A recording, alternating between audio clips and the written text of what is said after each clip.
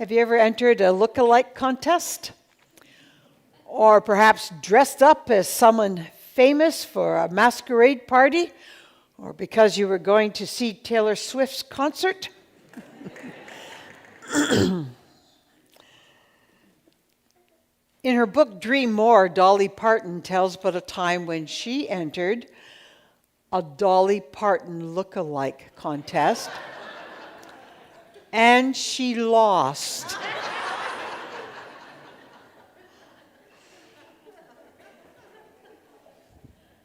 Identity is important. If a police officer comes to your door, you want to see proof they really are who they say they are.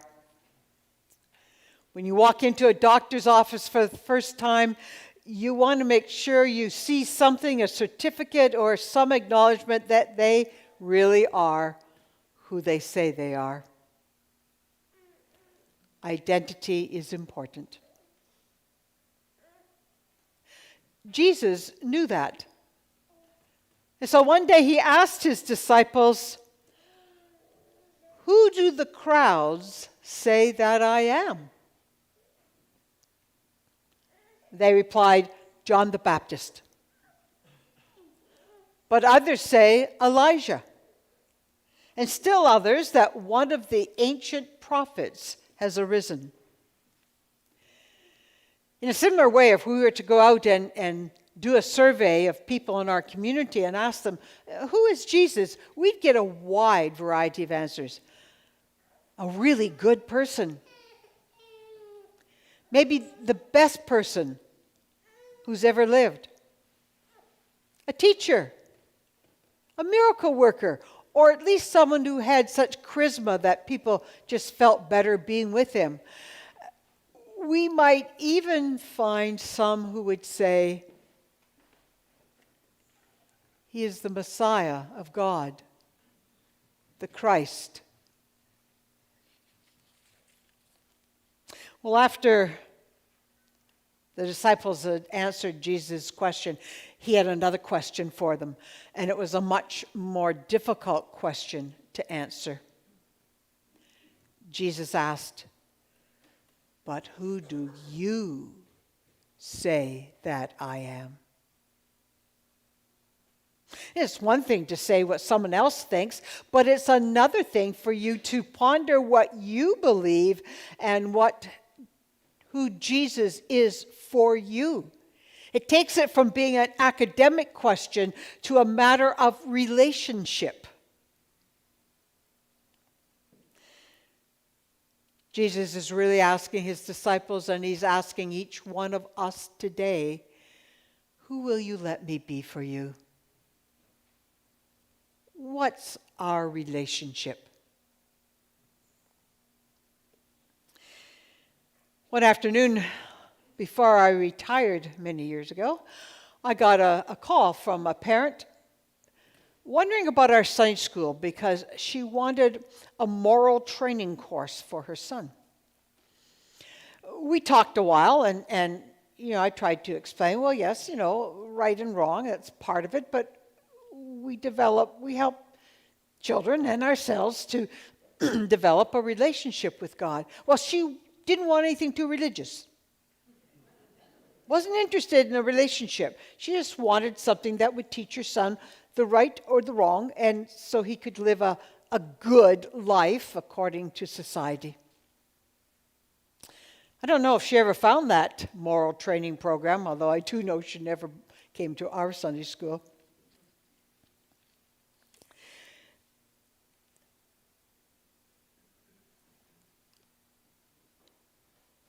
Who is Jesus, really?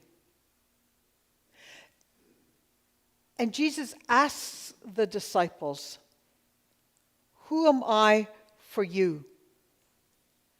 Because he wants them to go deeper. Well, Peter, in a moment of great insight, responds, "You are the Messiah of God." But that wasn't all Jesus wanted to convey to them. And so he unpacks it a little bit more by saying that he must suffer be rejected, killed, then raised to life again. Well, the disciples must have been confused, shocked, maybe even horrified. In the account of this story in two of the other Gospels, Matthew and Mark, it goes on to say that the disciples rejected what Jesus was saying. Like there was no way they were going to Jerusalem to get killed. Like that's not what they had in mind for the Messiah. The Messiah was going to rid them of their Roman oppressors. If they had to use a little bit of violence, well, that would be the way it was. Be killed? Not a chance. And what is this nonsense about being raised again?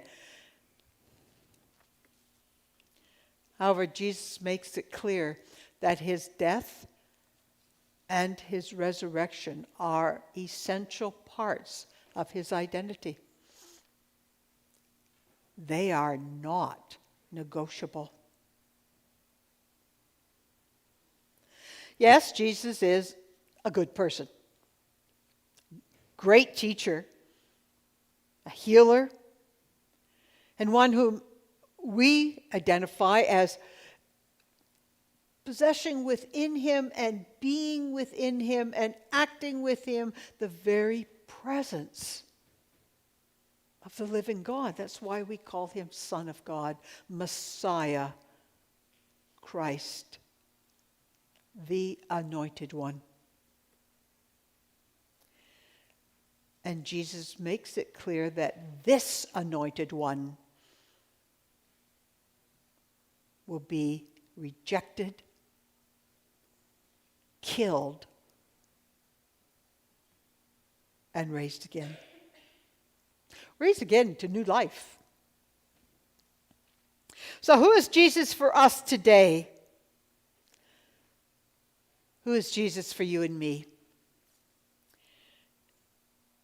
Jesus is the one who fully entered into human life. Fully entered into human suffering. Your suffering, my suffering, the world's suffering. He was rejected, denied, insulted, killed. He didn't just die of natural causes. He was killed. Well, actually executed. Jesus was and is truly human and also truly divine with a capital D. And that tells us that God is fully immersed into all of our life. The good, the bad, the ugly, the painful, even our death, raising us to new life eternally and in this place and eternally to be with God. Why did Jesus have to suffer, be killed, and raised again? So Jesus, the Messiah of God, could be the kind of Savior that saves all of our life in the here and now and eternally. His death and resurrection reconciles us to God. Wipes out all our mistakes, our shortcomings, our regrets, our best intentions that went wrong, our bad decisions, even maybe our evilness occasionally, and then raises us to new life,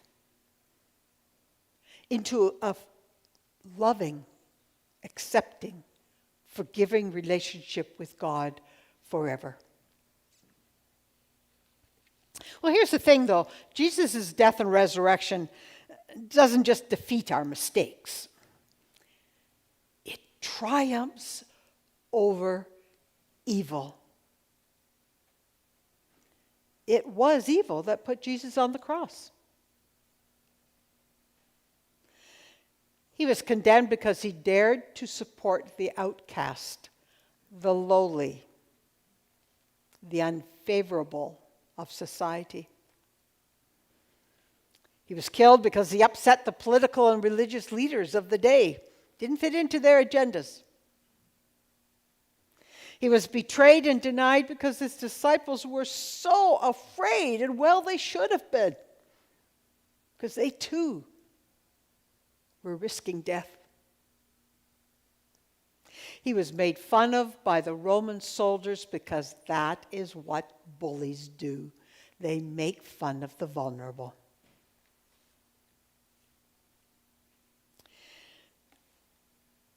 So the evil resulted in his death.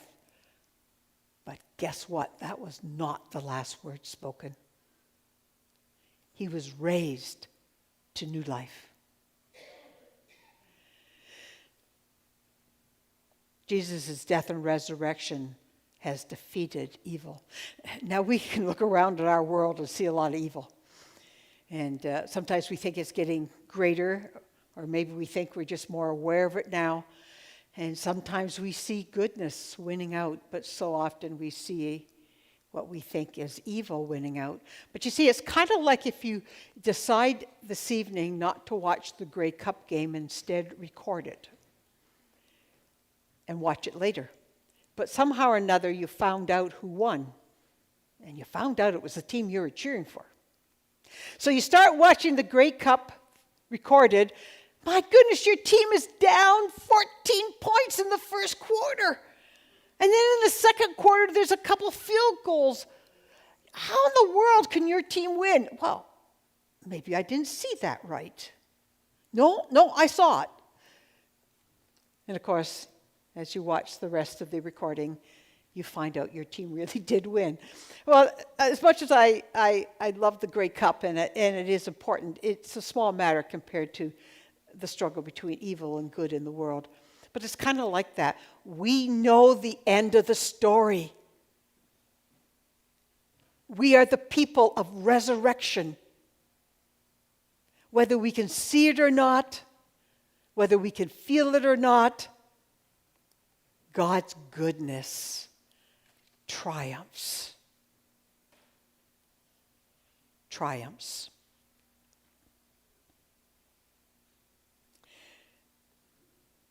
Why did Jesus have to suffer and be killed and raised again?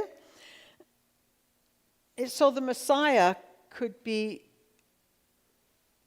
Lord of all of us. Now, some Christians shy away from using the expression Lord for Jesus. It's not because they deny his divinity. It's because the expression Lord has some negative things, like people lord it over others. Powerful people make weaker people do what they don't want to do, but what the Lord wants them to do. It's a very oppressive term for some. So some like to shy away from it. But I prefer to refine it, redefine it. Jesus is a different kind of Lord. One that only a suffering and dying and risen Christ could show us. He's not the kind who demands we do this or else, but rather invites us to share in his work of raising up the lowly, of treating people fairly, of being honest and kind and generous, and working together. This is the kind of Lord that Jesus is for you and me. So Jesus asks each one of us today, who do you say that I am? Well, I hope you take some time today, or maybe in the week to come, to think about that. Who do you say Jesus is for you? What's your relationship? What would you like your relationship to be like? And while you're doing that thinking, remember that there is a question that Jesus gets asked. We ask Jesus, who do you say we are? And Jesus replies, You are my beloved forever.